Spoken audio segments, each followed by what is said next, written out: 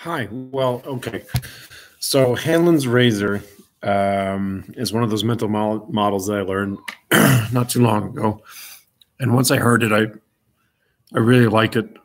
And I think that applies to probably all of the mental models I've been seeing, is that never attribute to malice that which you can attribute to incompetence, which is a little harsh, I know. And you can kind of soften it a little.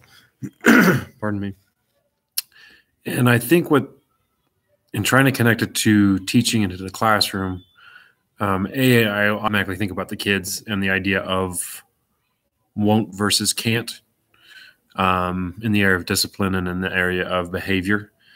Is it I will usually err on the side of can't for certain situations. There's something holding the child back. There's a skill they don't have. And they're not doing it on purpose out of spite to use malice towards me.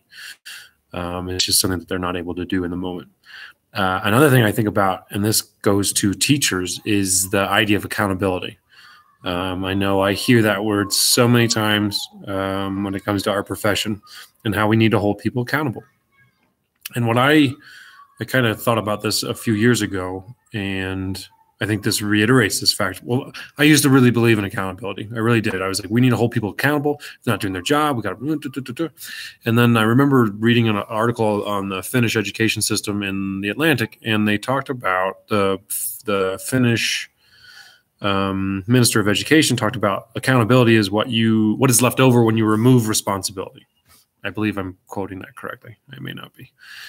And that really took me aback, and because I was respecting what Finland was doing, and I was all on board, and hearing that, I really had to start thinking about my thought process on accountability. And I think where I am now is like I think if you believe you need to hold someone accountable, it's that they need your help.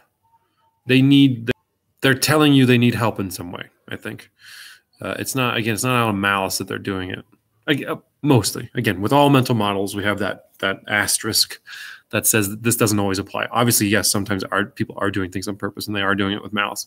But I think a good place to start is to think, what is their actions telling me? What skill don't they have? Maybe it's a time management thing. Maybe they just don't. Maybe they don't understand the importance of what you're asking them to do, or maybe they're struggling with something. Maybe it's even with adult. Sometimes it's a case of can't, not won't. So I think it's just starting with kindness and starting with understanding, and then going from there. And if needing to, and that actually connects to something I read in the earlier about success and what kind of people are successful. But I think I'll stop there. All right, bye.